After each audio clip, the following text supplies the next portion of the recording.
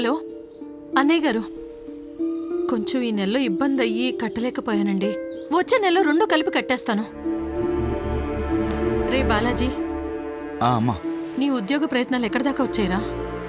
ఎవరి దగ్గరికి వెళ్ళి పని అడిగినా మినిమం ఎక్స్పీరియన్స్ కావాలంటున్నారు. పోనీ ఏదైనా పార్ట్ టైం జాబ్ అన్నా చెయ్యొచ్చు కదా. ఇంట్లో చాలా ఇబ్బందిగా ఉంది. అమ్మా, ఈ రోజుల్లో డెలివరీ బాయ్గా చేయాలన్నా కంపల్సరీ బైక్ కావాలమ్మా. ఏదైనా సెకండ్ హ్యాండ్ బైక్ అయినా తీసుకోవచ్చు కదరా. సెకండ్ హ్యాండ్ బైక్ అది కొనాలంటే మినిమం 25,000 కావాలి. ఎక్కడున్నా డబ్బులు? ఒక పంచే, ఇదిగో ఈ దుద్దులు తీసుకెళ్ళి అమ్మేసి బైక్ తీసుకో. వద్దమ్మా, నాన్న గుర్తుకోనే ఇవి ఒకటే, వాటిని నమ్మలేను.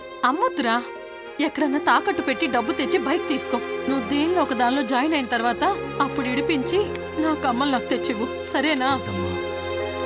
సరే. ఈ బైక్ చూడరా మామయ్య, NS 200 చాలా బాగుంది. ఒక నిమిషం ఫోన్ చేస్తా. నేను మాట్లాడతాను. హలో, రవి గారా అండి? అవునండి. అదే OLX లో 50,000 బైక్ 25,000కే పెట్టారు, నిజమేనండి?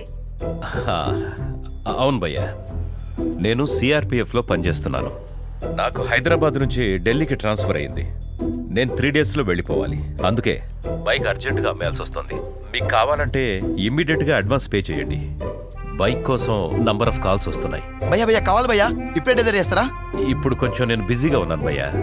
ఒక 10,000 పే చేస్తే ఈరోజు సాయంత్రమే మీకు పార్సల్ చేస్తాను.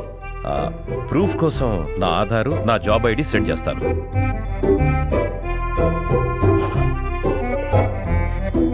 Aadhaar card, job ID proof పంపించాడు రా, జెన్యూన్ పర్సన్ లా ఉన్నాడు. మళ్ళీ మిస్ అయిపోతాము. ముందు డబ్బులు ట్రాన్స్ఫర్ చేసేయి. 10,000 కొట్టే చెప్తా నా నెంబర్కి. కుట్టు. ఓకే, కొట్టేసాను మామయ్య.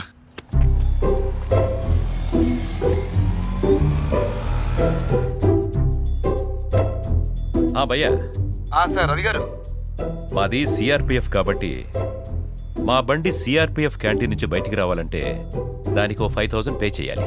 సరే సార్, ఓకే సార్. మనకు బండి కావాలి, ఎలాగో డబ్బులు పే చేయాలి కదా. ఇంకో 5,000 కదా, కొట్టే.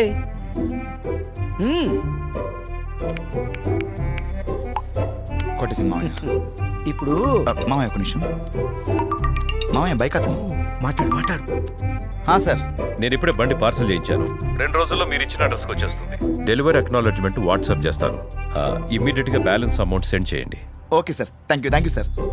మామయ్య బైక్ పార్సల్ చేశారంట. ఇది రిసిప్ట్ కూడా పంపించారు. ఆ మిగిలిన బ్యాలెన్స్ కూడా కొట్టేమన్నారు. అమ్మయ్యా,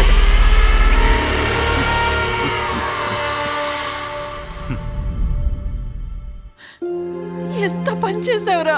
CRPF అధికారని చెప్తే నమ్మానమ్మా. బైక్ పార్సల్ చేస్తారని చెప్పి డబ్బులు మొత్తం కాజేశారు.